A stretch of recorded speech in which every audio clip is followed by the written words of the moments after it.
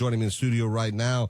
Tech News with Kevin Richards. You can find out more about Kevin Richards, the CEO of Ventura Web Design, by going to the alanstock.com page.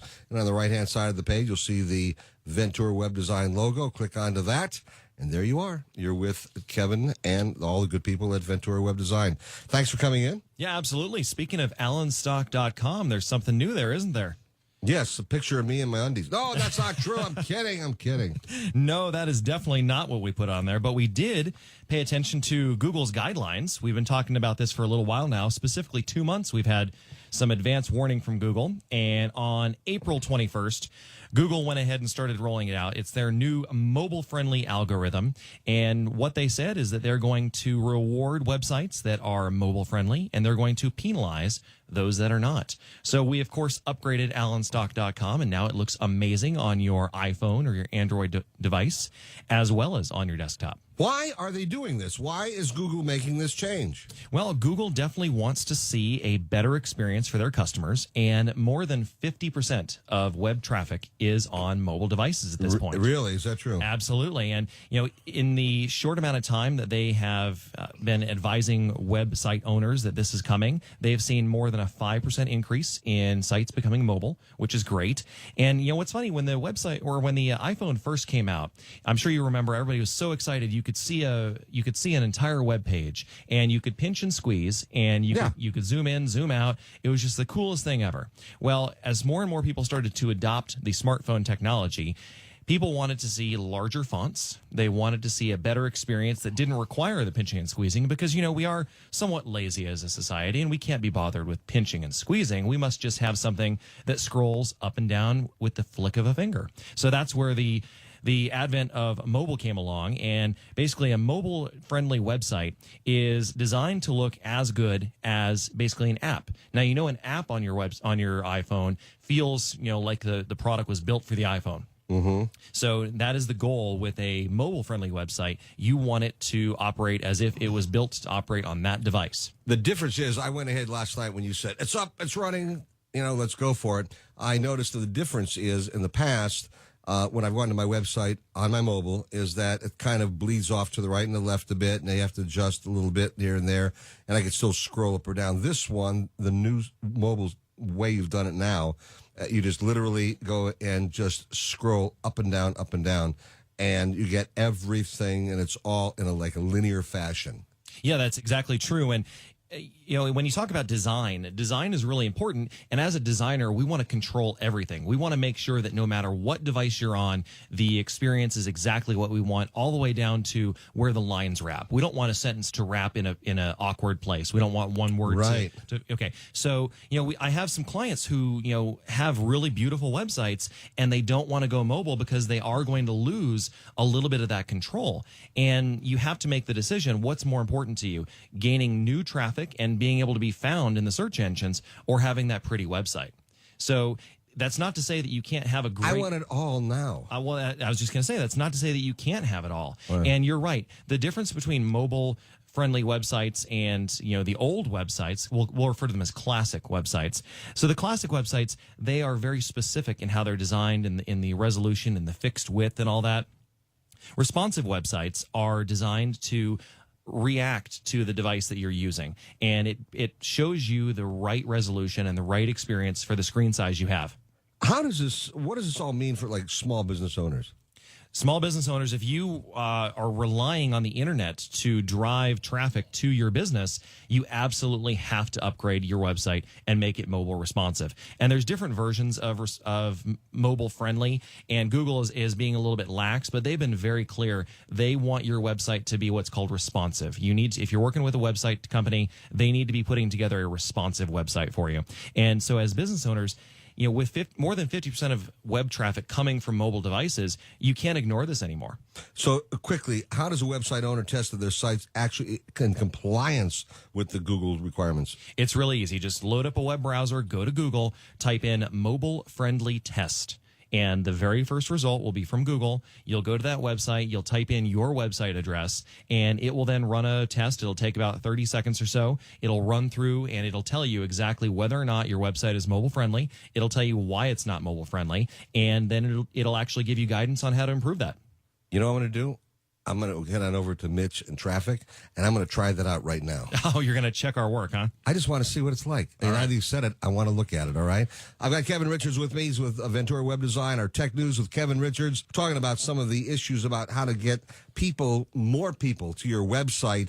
And, of course, with this brand new way of going mobile, I feel like the Who here.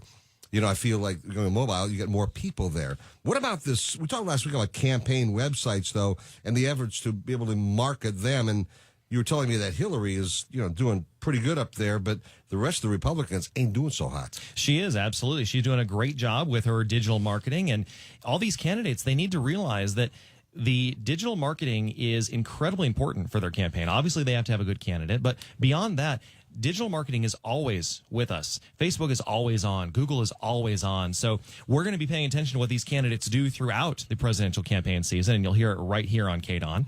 And so let's talk about it. We've got Marco Rubio did something very interesting, and he put together a video that was reacting to some of the top Google searches about him.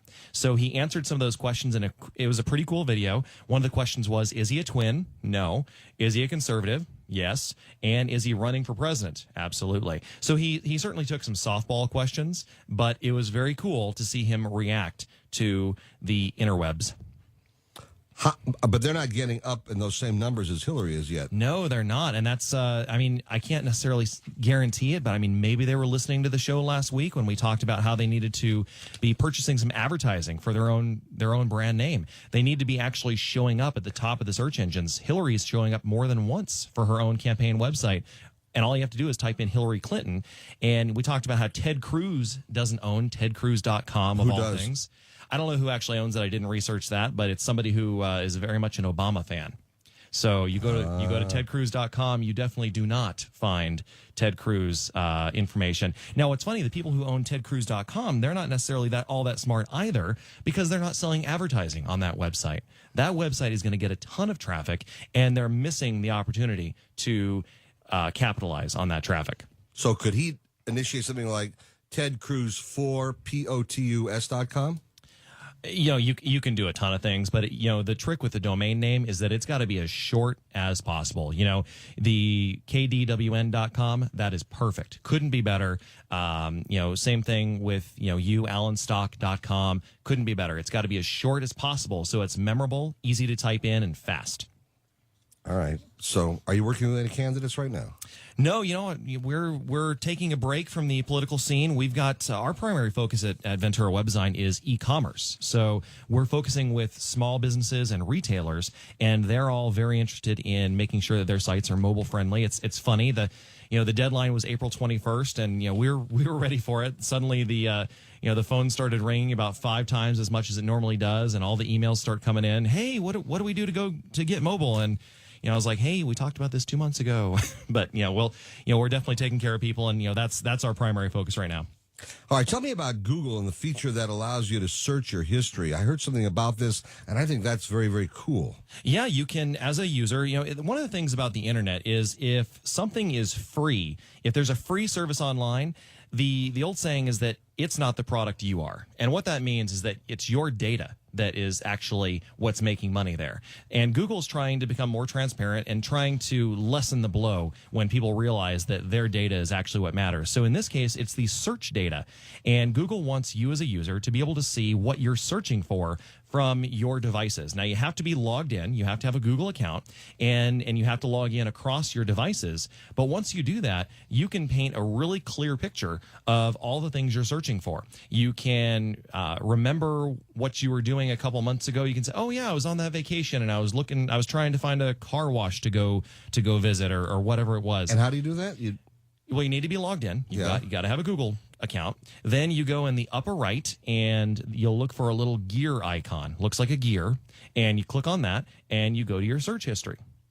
And it's all right there. You can see your search history. You can look at different analytics about how you use search. You can see when you're most likely to be searching for things. And it's pretty neat. And another new feature that they just rolled out, they're always testing things, and they've been testing this for about a year, but they've rolled it out to everyone, is you can download your Google search history now. So you can have all of your data the same way that Google does. Now, the interesting thing about why Google wants to keep your search history is because they want to try to answer the question of your search before you actually finish typing in the actual search phrase. And they want to understand what information is interesting to you based upon which websites you click on, how long you spend there, whether or not you do something that's called a bounce. So they can anticipate. Exactly. So they can understand you and try to give you the most relevant results for you. And this is why when business owners ask me, hey, I want to rank number one for my keyword, I have to explain to them there's really no such thing as ranking number one anymore, because Google is trying to deliver individual results for each individual searcher. So this sounds great. You can search your own history. Question, if you can get it, is secure. That's right. You know, what Google wants you to do is use what's called two-step verification. And that is a password as well as, you know, for example, sending a text message to your mobile device. Have you tried two-step verification before? No, I have not. So you set it up, you give Google your cell phone number, and then when you're accessing the website and you're trying to log in and manage your account, it will send you a text message with a code that you then type back in to the website to verify that it's actually you. So not only that's cool. So not only do you have your password, but you also are saying, oh yeah, it really is me, because you know that I have this mobile device and I'm now reacting to the text that you sent to the mobile device. Wow. So that's double secure. I like that idea. I like that a lot. Why do they even offer this feature? Well, you know, Google, again, they want to make sure that every bit of your data is secure, and they want to give you every opportunity to secure it as much as possible. And what's funny is that they have all these options and everybody's worried about their privacy, but the vast majority of people don't actually take all the steps that they should take to keep their data secure.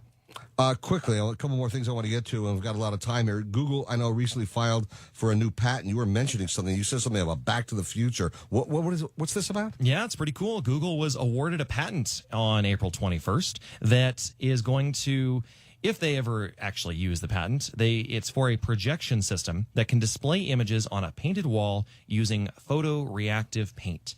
And it's really neat because the idea here is they'll be able to project a scene of you know, outdoors, and you'll see deer walking through the forest and you can interact with them. It's also a good opportunity for you if you're a sports watcher. You can project all the sports scores onto an entire wall in your house. So when will this be available? Well, that's the thing. With patents, it may never be available, or, you know, they might not develop. It's all about, you know, protecting themselves from patent trolls, and we've talked about that before as well. Wow, that sounds cool, though. It does sound very cool. Back to the Future to me. Now, you know that I'm an Apple guy, but I know that Windows is thinking about releasing Windows 10. Tell me about that quickly. Yeah, the CEO of AMD, which is one of their partners that helps with technology, she made a mistake, and she was on a conference call with investors, and she spilled the beans a little bit, saying that she expects Windows 10 to be coming out in July. And what's interesting about that is we're currently on Windows 8. Microsoft has acknowledged that Windows 8 is terrible. Windows 7 was even worse. And they've still got a ton of people using Windows XP, of all things, which is many, many years old. One of the neat things about Apple is that they make it a free upgrade to their new operating systems, and they get a very high adoption rate. And that allows them to have a really good product because everybody's using the latest technology. You'll be very proud of me. I've been updating everything that comes along now at Apple. I've been doing that. Now, are you on 8.3 or 8.2? 8.2. Okay, so I'm still on 8.2. I got ready last night. First step when you're going to upgrade is you back up your device. Everything's backed up in that little thing I have anyway, little tower. Yep, exactly. So I backed mine up as well. So I'll be doing the upgrade to 8.3 today. I'm going to wait until after you do it and other people and see if it screws up or not. See if I can text you. You want to find out more about Ventura Web Design and get in touch with Kevin Richards? Go to allenstock.com. On the right-hand side of the page, it says Ventura Web Design. Guess what? Click onto that, and you will be in touch with Kevin Richards and the good folks at Ventura Web Design. Thank you for coming in. Hey, absolutely. And, you know, we're watching the analytics. We can actually see the number of people who are on allenstock.com right now. How cool is that? How cool is that? How cool.